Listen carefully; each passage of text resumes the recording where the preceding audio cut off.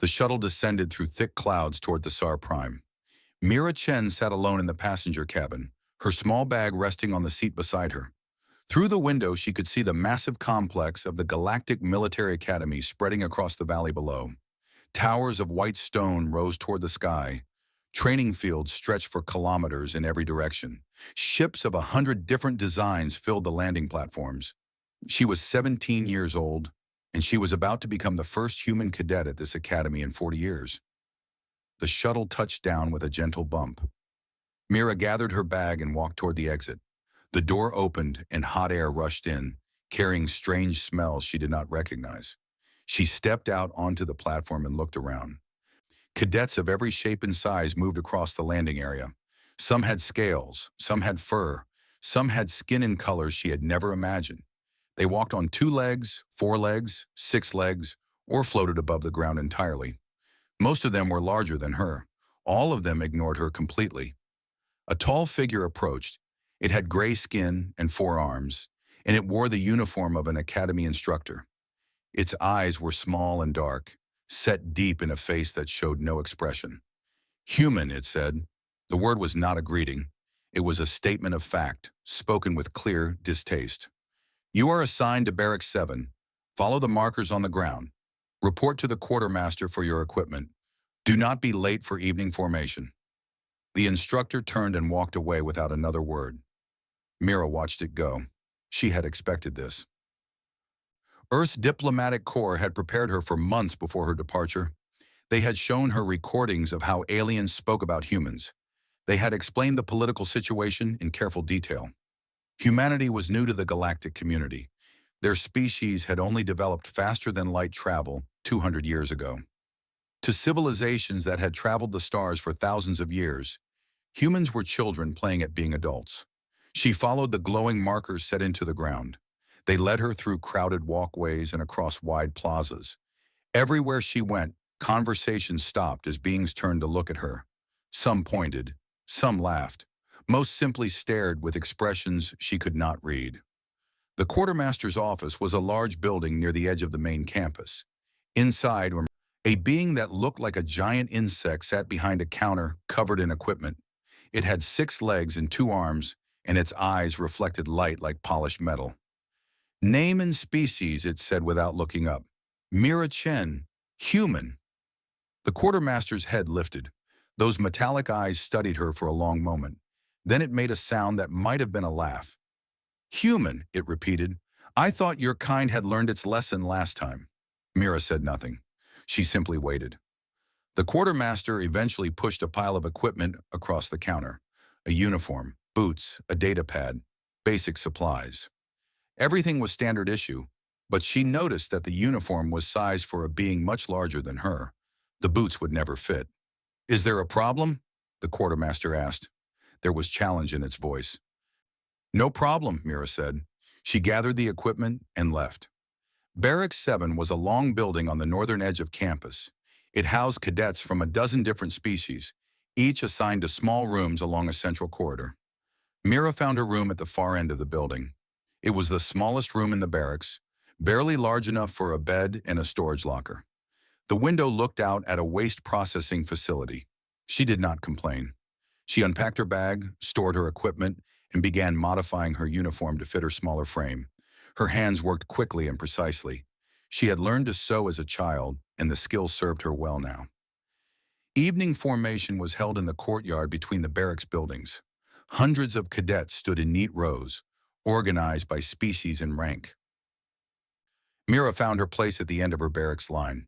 She was the only human in sight. She was the only human on the entire planet. The commandant spoke from a raised platform. He was a Thessarian, one of the species that had founded the academy centuries ago. His body was covered in short brown fur, and his face resembled something between a lion and an eagle. He spoke of honor, duty, and the proud traditions of the academy. He did not mention humans at all. After formation, the cadets returned to their barracks. Mira walked alone, a few steps behind the others. She had almost reached the entrance when someone stepped into her path. He was Draxian. She recognized the species from her briefings. They were large beings, covered in green scales, with natural armor plating across their shoulders and spine. They had 4 arms, each ending in hands with sharp claws. This one was young, probably close to her own age, but he stood nearly 2 meters tall and weighed at least 3 times what she did. "You are the human," he said. It was not a question. "Yes, I am Torvin Keth." He said the name like it should mean something to her. When she did not react, his eyes narrowed. "My father sits on the Academy's governing council. My family has produced warriors for 20 generations. We have conquered worlds. We have destroyed fleets. And now the Academy admits humans?" He leaned closer, his breath hot against her face. "Your kind does not belong here. You are weak. You are primitive. You will fail. And when you do, I will be there to watch." Mira looked up at him. Her expression did not change. "Thank you for introducing yourself," she said. "Excuse me." She stepped around him and walked into the barracks. Behind her, she heard Torvin make a sound of frustrated anger. She did not look back. The weeks that followed were difficult. Mira excelled in her academic courses. She scored highest in her class on tests of tactics, strategy, and military history. Her instructors could not deny her intelligence, though they clearly wished they could. Physical training was another matter. The courses were designed for beings larger and stronger than humans. The obstacles were built for creatures with claws, tails, or multiple limbs. Mira completed every challenge, but her times were always among the slowest. The other cadets laughed as she struggled up climbing walls that they scaled in seconds. They mocked her when she took twice as long to complete the running courses. Torvin Keth made her life particularly miserable. He bumped into her in the corridors, sending her stumbling. He spilled food on her in the mess hall. He made comments about humans whenever she was within hearing distance. His friends joined in, a group of Draxian and Thessarian cadets who found endless entertainment in tormenting the small human girl. One morning, Mira woke to find her uniform slashed to ribbons. Another morning, her data pad had been wiped, destroying weeks of notes and assignments. A third morning, she found herself locked out of her own room, her belongings scattered in the corridor. She reported nothing. She complained to no one. She simply fixed what could be fixed, replaced what could be replaced, and continued with her training. The instructors noticed. Most of them approved. They believed the human was being taught her proper place. Only one, a female Thessarian named Velmoth, seemed troubled by what was happening. She pulled Mira aside one afternoon. "You could file a complaint," Velmoth said quietly. "What Torvin is doing violates Academy regulations." "Would it make a difference?" Mira asked. Velmoth hesitated. That hesitation was answer enough. "His father sits on the governing council," Mira said. "Torvin has made sure everyone knows that. Any complaint I file will be dismissed, and then things will get worse." "Perhaps," Velmoth admitted, "but you cannot simply accept this treatment forever." "I am not accepting anything," Mira said. "I am waiting." "Waiting for what?" Mira looked at her instructor with calm, steady eyes. For just a moment, Velmoth felt something cold move through her. It was a feeling she had experienced only a few times in her long career. It was the feeling she got when she realized she had misjudged someone completely. "You will see," Mira said, "when the time is right." She walked away, leaving Velmoth standing alone in the corridor. That night, Mira sat in her small room and looked out the window at the waste processing facility. The stars were hidden behind clouds. The campus was quiet. In the distance, she could hear Torvin and his friends laughing in the common room. She pulled out a small device from her pocket. It was not Academy issue. It was something she had brought from Earth, hidden in the lining of her bag. She pressed a button, and a holographic display appeared in the air before her. 3 faces looked back at her. 2 young men and a young woman, all human, all wearing Academy uniforms from a different era. James Park, Sarah Okonkwo, David Liu, the last human cadets to attend the Galactic Military Academy. James and Sarah had died during a training exercise that was later ruled accidental. David had survived, but his spine had been broken. He would never walk again. No one had been punished. The incident had been classified. Earth had been told to forget. Earth had not forgotten. Mira touched the holographic image gently. These 3 had been her age when they died. They had come to the Academy full of hope, believing they could bridge the gap between humanity and the other species of the galaxy. They had been wrong. 40 years later, Mira was here to deliver a message. She was here to show the galaxy what happened when humanity stopped being polite. She was here to ensure that no one else would ever suffer what James and Sarah and David had suffered. She turned off the device and put it away. Then she lay down on her bed and closed her eyes. Tomorrow was another day of training. Tomorrow, Torvin would find new ways to torment her. Tomorrow, the instructors would look away while she suffered. She could wait. She had been trained to wait, and when the moment came, she would be ready. The galaxy thought humans were weak. The galaxy thought humans were primitive. The galaxy was about to learn how wrong it was. 2 months passed at the Galactic Military Academy. The seasons did not change on Thesser Prime, but Mira could feel something shifting in the atmosphere around her. Torvin's harassment had grown worse with each passing week. His initial mockery had become something darker, more personal, more dangerous. The other cadets had noticed.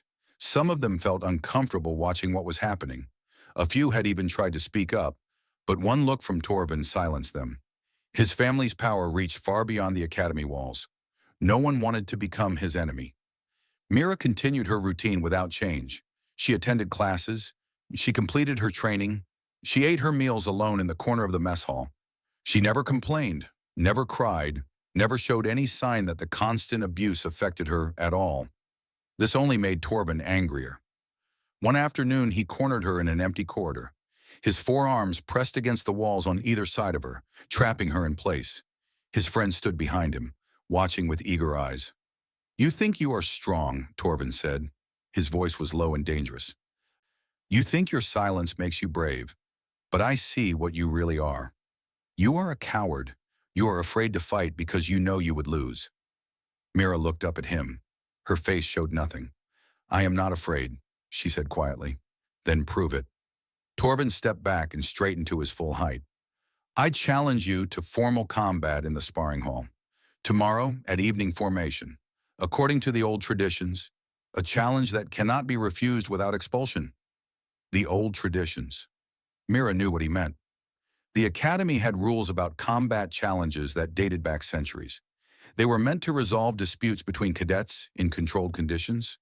In theory, they were fair. In practice, they allowed stronger species to legally beat weaker ones into submission. Refusing such a challenge was grounds for immediate expulsion. It was considered an act of cowardice so severe that the cadet's entire species would be shamed by it. Torvin was giving her a choice that was not really a choice at all. "I accept," Mira said. Surprise flickered across Torvin's face. He had expected her to hesitate, to beg, to try to find some way out. Her immediate acceptance confused him.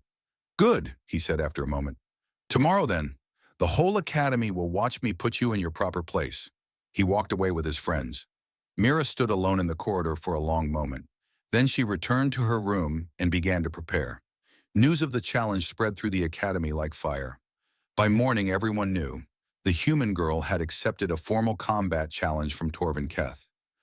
She was going to fight a Draxian twice her size with natural armor and 4 arms in front of the entire student body. Most cadets thought it was a joke. Some thought it was tragic. A few quietly hoped the human would somehow find a way to survive.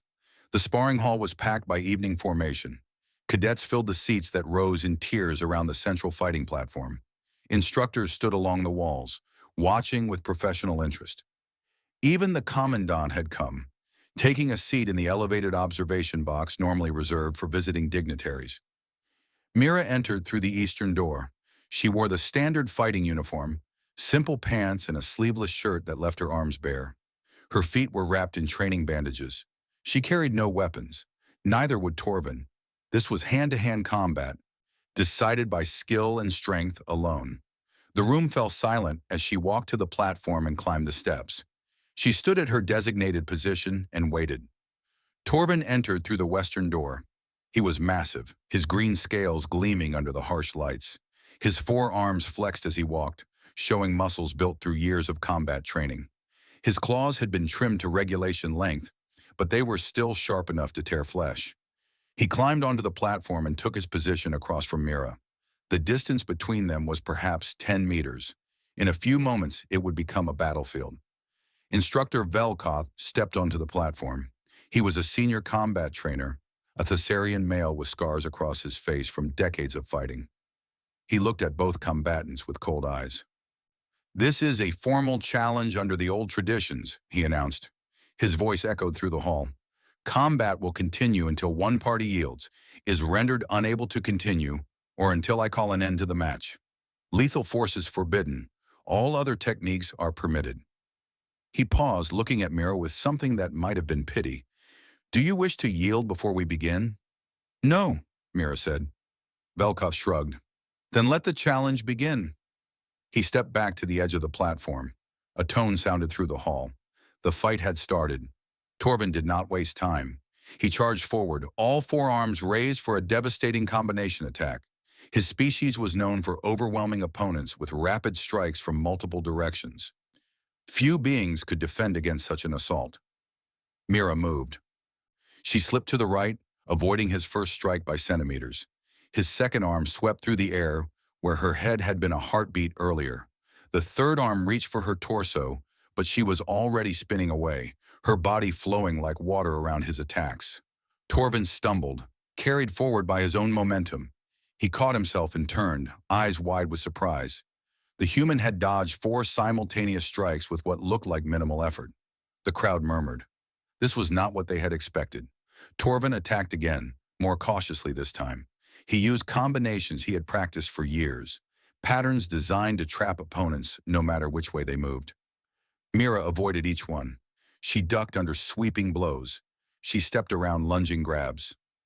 She twisted her body in ways that seemed to defy the normal limits of human flexibility. Minutes passed. The murmurs in the crowd grew louder. Torvin was breathing hard, his attacks becoming wilder as frustration built inside him. Mira had not been touched once. She had also not struck back, not even attempted a counterattack. She simply avoided everything he threw at her. Velkoth watched from the edge of the platform. His hand hovered near the control that would signal the end of the match. Something was wrong. The human was moving too fast, too precisely. Her species was not supposed to be capable of this. They were soft, slow, fragile creatures, barely worthy of space travel. How was she doing this? He should stop the fight. He could see that Torvin was losing control, that his attacks were becoming dangerous. Academy regulations required him to intervene when a match became one-sided, but he hesitated.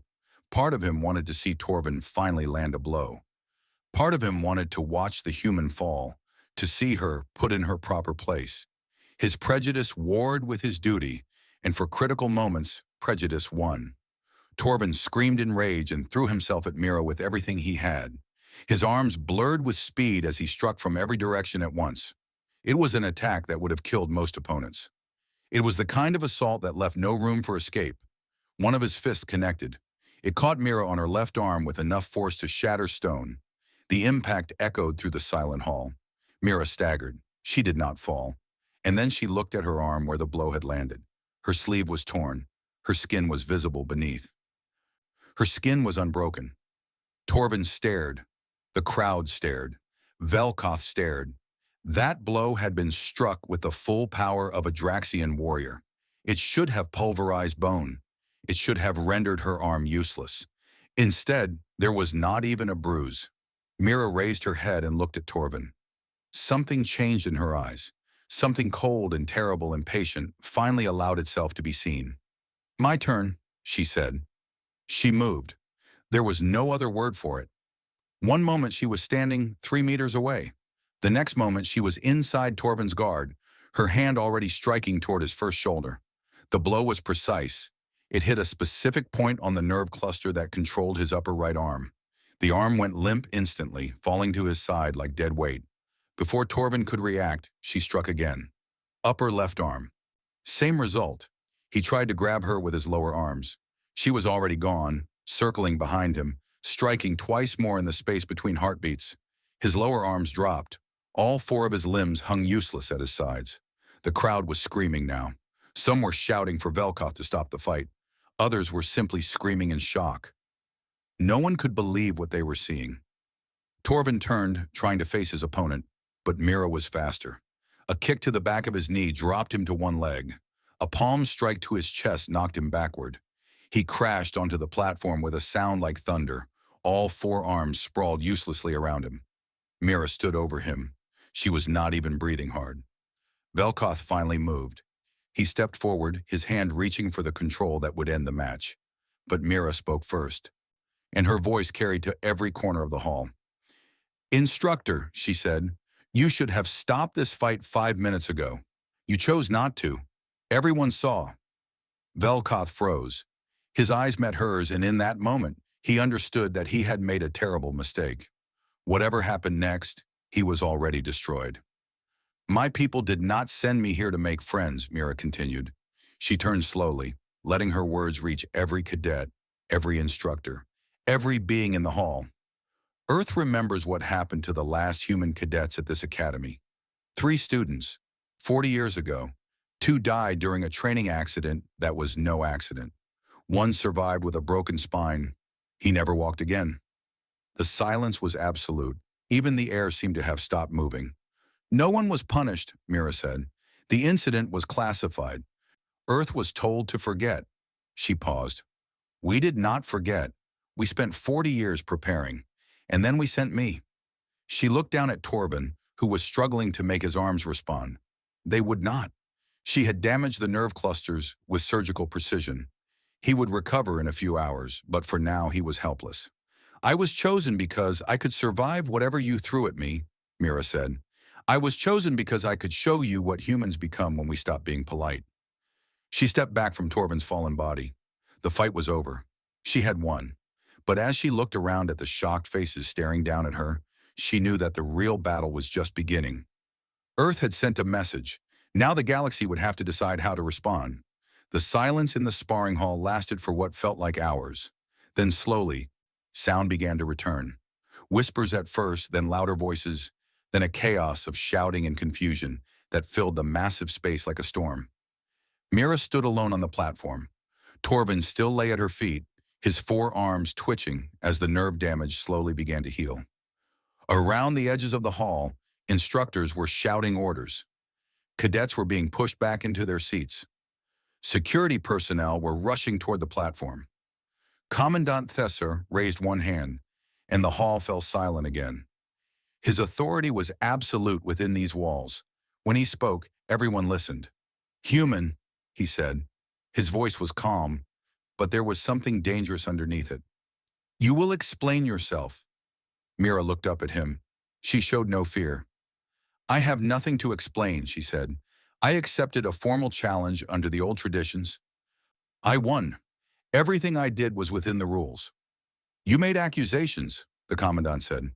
"Serious accusations about events that allegedly happened 4 decades ago. You will provide proof, or you will face consequences for spreading lies about this institution."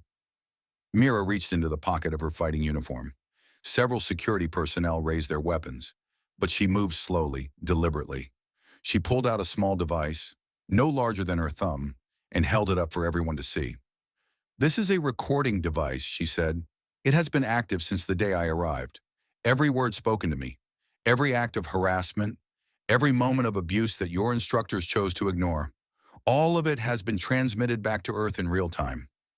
The commandant's expression did not change, but something shifted in his eyes. Fear. He was afraid. "That is illegal," he said. "Recording without consent is forbidden under Academy regulations." "Your regulations," Mira agreed. "Earth is not bound by them. We signed the Galactic Compact with certain conditions. One of those conditions was the right to monitor the safety of our citizens in foreign institutions. You agreed to those conditions when you accepted my enrollment." The commandant leaned forward in his seat. "You planned this, from the beginning." "Yes," Mira said simply.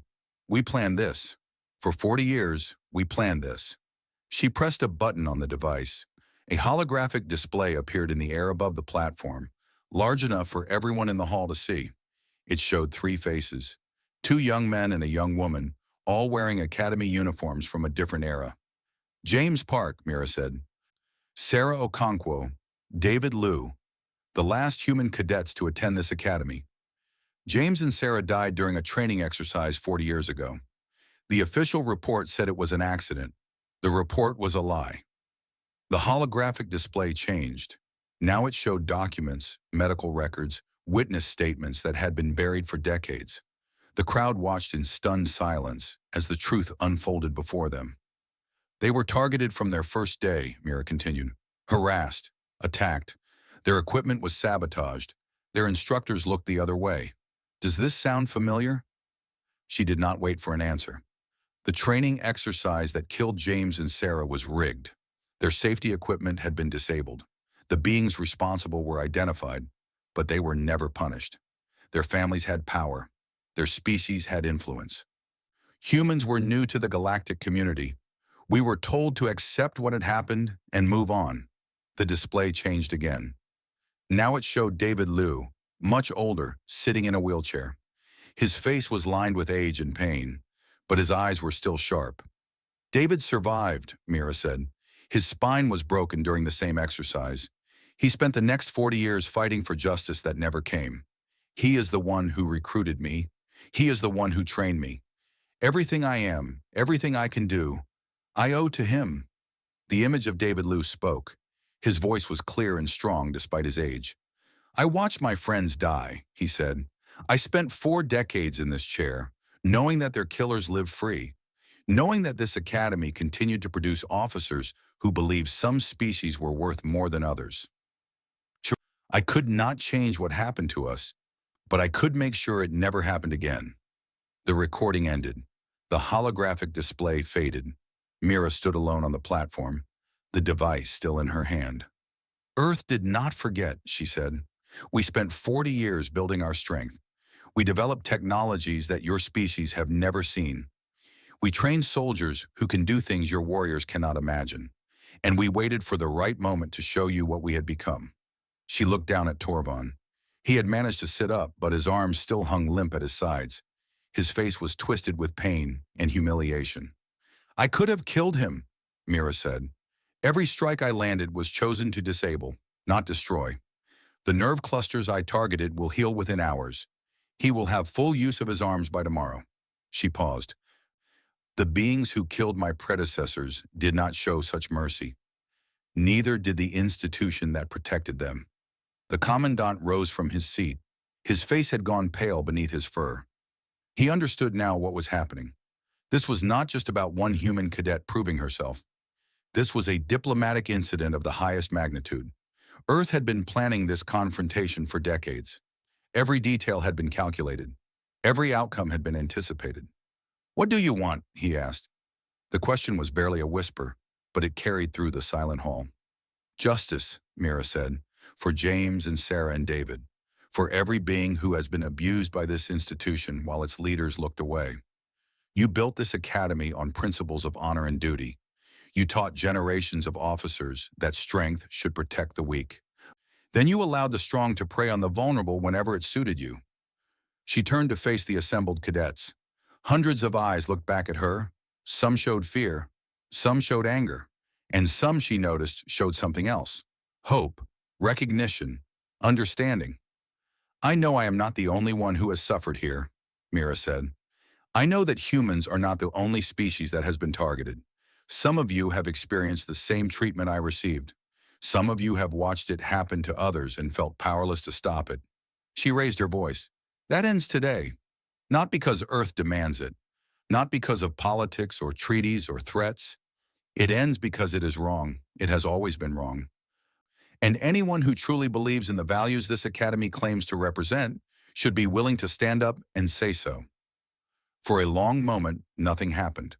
Then a cadet in the third row stood up. She was small, covered in blue feathers, from a species Mira did not recognize. Her voice shook as she spoke.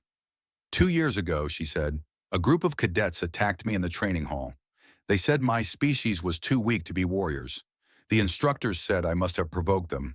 I was given a formal reprimand. My attackers received nothing. Another cadet stood, then another, then a dozen more. Stories began to pour out, tales of abuse and injustice that had been hidden for years. Species that had been targeted because they were small, or new, or simply different from those who held power. The commandant watched it happen. His authority, his institution, His entire world was crumbling before his eyes. He could try to stop it. He could order the security forces to clear the hall, silence the cadets, suppress the recording that Mira had already transmitted to Earth. But he knew it would not matter. The truth was out. There was no putting it back. Instructor Velkoth stood at the edge of the platform, his face gray with shock. He had been so certain that he was doing the right thing when he delayed stopping the fight. He had been so certain that the human deserved to be taught a lesson. Now he understood that he had been the one who needed to learn. Mira looked at him. There was no triumph in her expression, only sadness. "You had a chance to do the right thing," she said.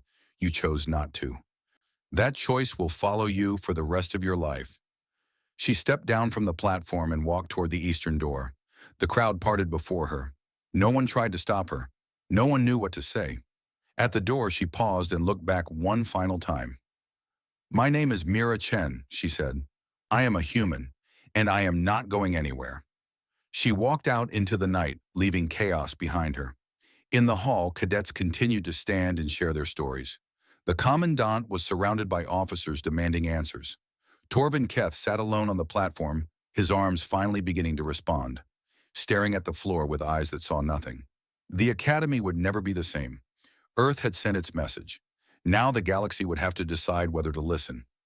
In her small room at the end of Barracks 7, Mira sat on her bed and allowed herself one moment of emotion. Tears rolled down her cheeks. She was not crying from sadness or fear. She was crying because after 40 years, justice was finally beginning. James and Sarah and David had not died in vain. Their sacrifice had planted a seed that was now breaking through the soil. Whatever happened next, the truth could no longer be hidden. Mira wiped her eyes and looked out the window at the stars. Somewhere out there, Earth was watching. Somewhere out there, David Liu was watching. She hoped she had made them proud. Tomorrow would bring new challenges. The forces that had protected the Academy's secrets for decades would not surrender without a fight. But Mira was ready. She had been training for this her entire life. The first battle was won. The war was just beginning. The days following the fight were filled with chaos and confusion. The Academy tried to continue its normal operations, but nothing was normal anymore. Cadets whispered in the corridors. Instructors gathered in small groups, speaking in low voices. Security patrols had doubled, though no one seemed certain what they were supposed to be securing against. Mira attended her classes as if nothing had changed. She sat in the same seat, took the same notes, completed the same assignments. But now the other cadets looked at her differently, some with fear, some with hatred, and some with something that looked like respect. Torvin Keth had recovered full use of his arms within a day, just as Mira had predicted. But something in him had broken that could not be healed. He avoided the corridors where he might encounter her. He no longer sat in the front of the lecture halls. His friends had quietly distanced themselves, sensing that his fall from power was only beginning.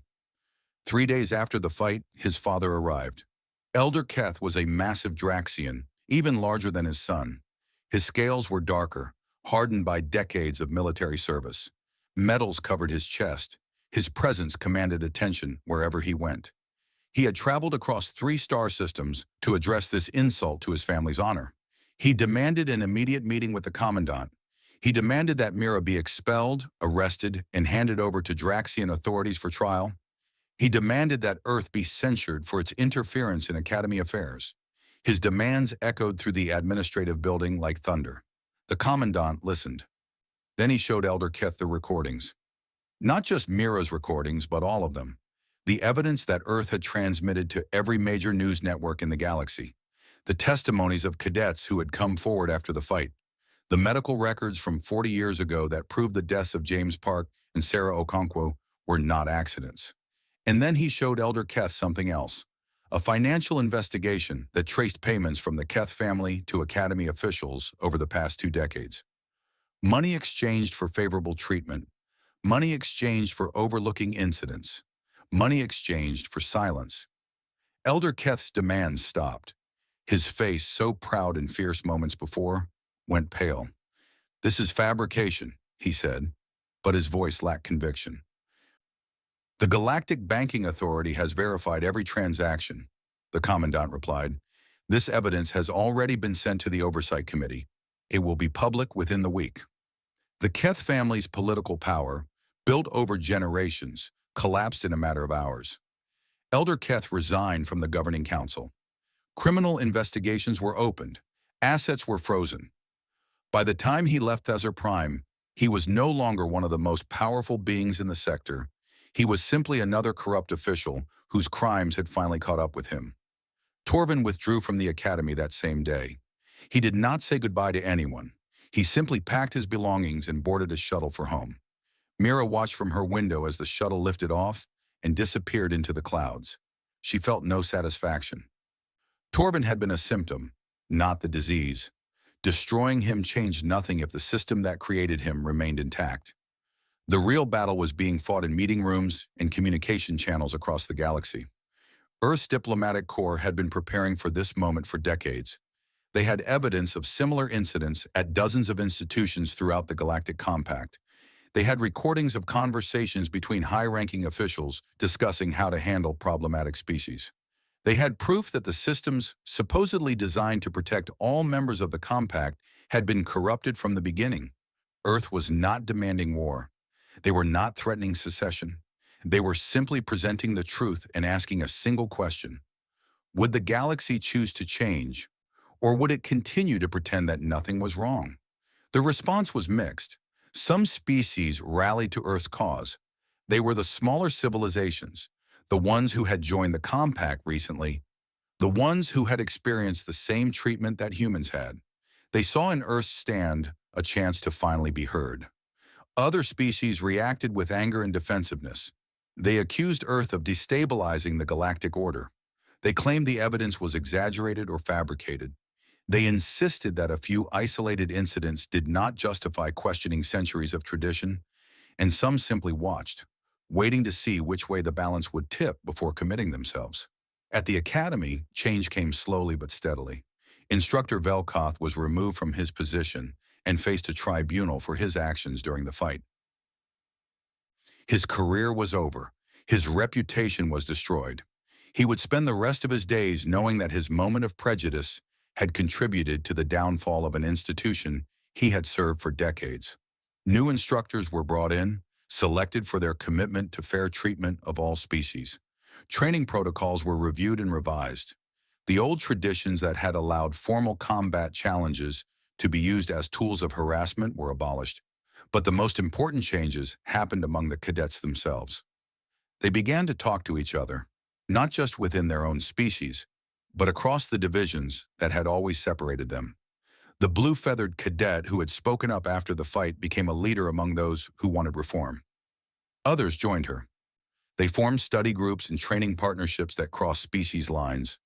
They supported each other in ways the Academy had never encouraged before. Mira found herself at the center of this movement, though she had never sought the position. Cadets approached her in the corridors, in the mess hall, in the training facilities. They wanted to know her story. They wanted to understand how a single human had done what no one else had dared to do. She told them the truth. She was not special. She was not unique. She was simply the product of 40 years of preparation by people who refused to accept injustice. Earth did not create me to be a weapon, she explained to a group of cadets one evening. They created me to be a mirror, to show this institution what it had become and force it to look at itself honestly. But your abilities, one of them said, the speed, the strength, the way you disabled Torvin, how is that possible for a human? Mira smiled. It was the first time many of them had seen her smile. Humans are adaptable, she said. It is our greatest strength. We look at challenges and find ways to overcome them. We look at limitations and find ways to surpass them. The techniques I used against Torvin are not magic. They are the result of science and training and an understanding of anatomy that our people developed over centuries. She paused. Any human could learn what I know. Any human could do what I did. Earth chose me because I was willing, not because I was exceptional. This was not entirely true, and Mira knew it. The modifications she had undergone, the years of specialized training, the genetic enhancements that allowed her body to absorb impacts that would shatter normal bone. These things were not available to every human. They were the product of a secret program that Earth had developed specifically for this mission. But the cadets did not need to know that. What they needed to know was simpler, that courage and determination could overcome any obstacle, that standing up for what was right was worth any cost. That change was possible if enough beings were willing to fight for it. A month after the fight, a delegation arrived from Earth. They were not diplomats or politicians. They were survivors, families of those who had been harmed at institutions across the galaxy, beings who had lived with injustice for years and were finally being given a chance to speak. David Liu was among them. He arrived in his wheelchair, pushed by a young aide who looked too nervous to speak. His body was frail, his hair white with age, but his eyes were the same as they had been in the holographic recording, sharp, determined, unbroken. Mira met him on the landing platform. For a long moment, they simply looked at each other. Then David smiled and there were tears in his eyes. "You did it," he said. "You actually did it." Mira knelt beside his wheelchair and took his hand. "We did it," she said. "All of us. James and Sarah. Everyone who came before. Everyone who refused to forget." David looked up at the towers of the academy rising around them, the same towers he had seen 40 years ago, when he arrived as a young man full of hope and left as a broken survivor. "I never thought I would see this place again," he said. "I never thought I would want to." "It is changing," Mira said, slowly, painfully, "but it is changing. Because of you. Because of all of us." The delegation spent a week at the academy. They met with cadets and instructors. They shared their stories. They answered questions from beings who had never considered that the great institutions of the galaxy might be flawed. At the end of the week, a ceremony was held. A memorial was unveiled for James Park and Sarah Okonkwo. Their names were carved in stone in the central courtyard, where every cadet would see them every day. Below their names were words that Mira had chosen herself. They believed in a better galaxy. We honor them by building it.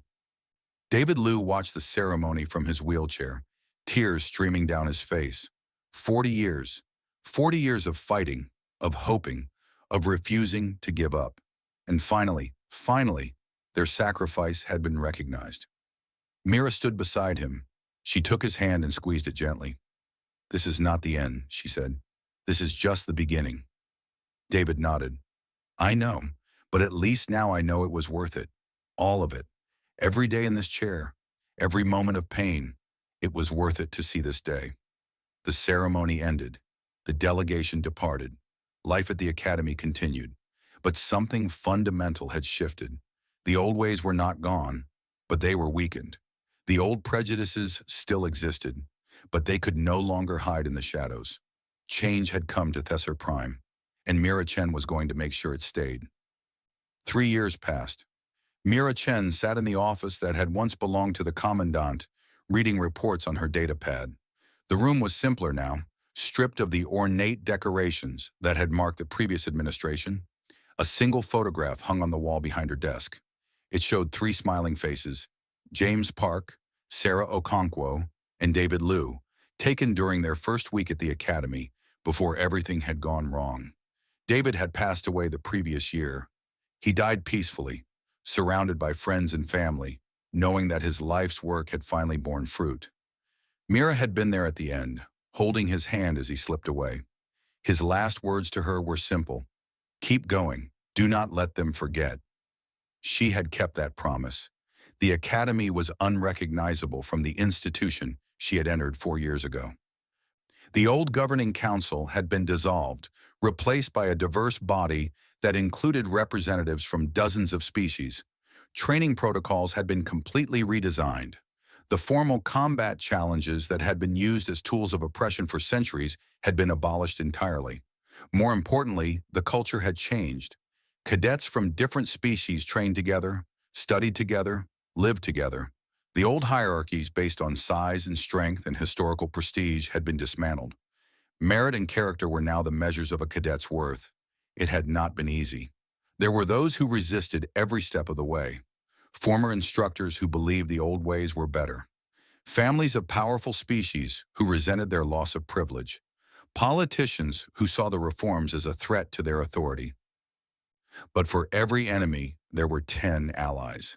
Beings who had witnessed what Mira had done and been inspired by it. Cadets who had found their voice for the first time. Species who had been marginalized for centuries and were finally being given a chance to prove themselves. The Academy had become a model for the rest of the galaxy. Other institutions were beginning to implement similar reforms. The Galactic Compact itself was undergoing a process of self-examination that would have been unthinkable a few years ago. A knock at the door interrupted Mira's reading.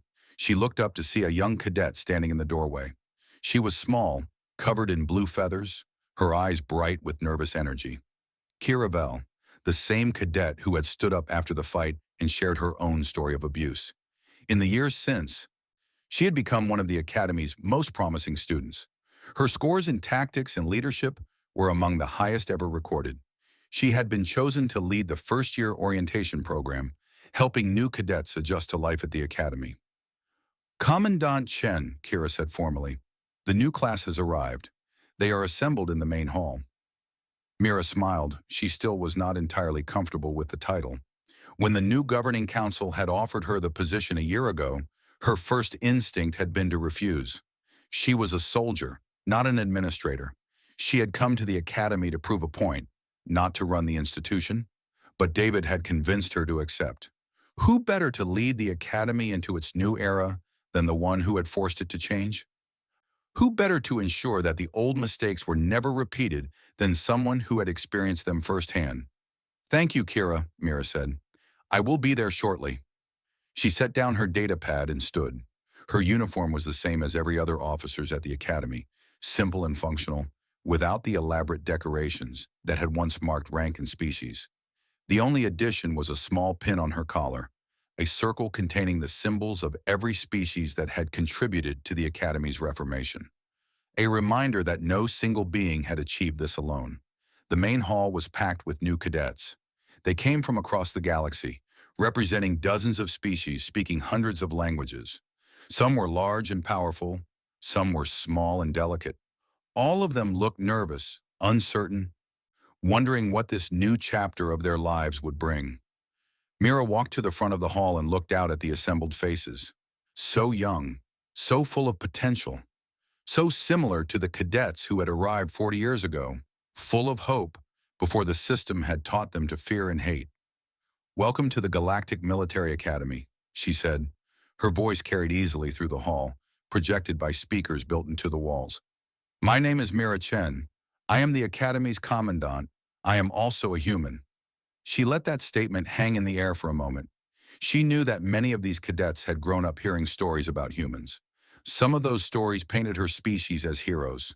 Others painted them as villains. The truth, as always, was more complicated. Some of you know my story, she continued. You have heard about the fight in the sparring hall. You have heard about the changes that followed. You have heard that I came here to deliver a message from Earth. She paused, looking across the sea of faces. That message was simple. Justice matters. Fairness matters. Every being, regardless of their species or their size or their history, deserves to be treated with dignity and respect. She stepped down from the platform and began walking among the cadets. They parted before her, watching with wide eyes. This academy was built on noble principles, Mira said. Principles of honor, duty, and service. For centuries, those principles were corrupted. The strong preyed on the weak. The powerful protected their own. Injustice was hidden behind tradition and bureaucracy. She stopped beside a small cadet, a young being from a species she did not recognize. Its eyes were large and dark, filled with the same nervousness she had felt on her first day. That ends here, Mira said, looking directly at the small cadet. Not because Earth demands it, not because of politics or treaties. It ends here because it is right. Because every one of you deserves the chance to become the best version of yourself, without fear of harassment or abuse. She returned to the front of the hall. You will be challenged here. You will be pushed to your limits and beyond. You will face obstacles that seem impossible to overcome. That is the nature of military training. That is how warriors are forged. Her voice hardened. But you will never face those challenges alone. Your fellow cadets are not your competitors. They are your comrades, your family. When one of you struggles, the others will help them. When one of you falls, the others will lift them up. That is what the Academy means now. That is what it will always mean, as long as I have any say in the matter. She looked around the hall one final time. James Park, Sarah Okonkwo, David Liu, three humans who came to this academy 40 years ago with the same hopes and dreams you carry today. They were killed by a system that valued power over justice. Their names are carved in stone in the central courtyard. I want every one of you to go there before the day is over. I want you to read their names and remember why they died. Mira straightened to her full height. She was still small compared to most beings in the hall, but in that moment, she seemed to tower over them all. You are the future of this academy, she said. You are the ones who will carry its legacy forward. Make that legacy worth carrying. Make those 3 lives mean something. Build the galaxy they believed in, the one they died for. She raised her hand in the formal salute that marked the beginning of every academy year. Welcome to your new home. Now get to work. The cadets responded with a roar of enthusiasm that shook the walls. They dispersed to their assigned barracks, chattering excitedly among themselves. Instructors moved through the crowd, directing traffic, answering questions. Mira watched them go. Somewhere in that mass of young beings was the next great leader, the next hero, the next person who would change the galaxy. She could not know who it would be. She could only give them the chance to discover it for themselves. Kira appeared at her side.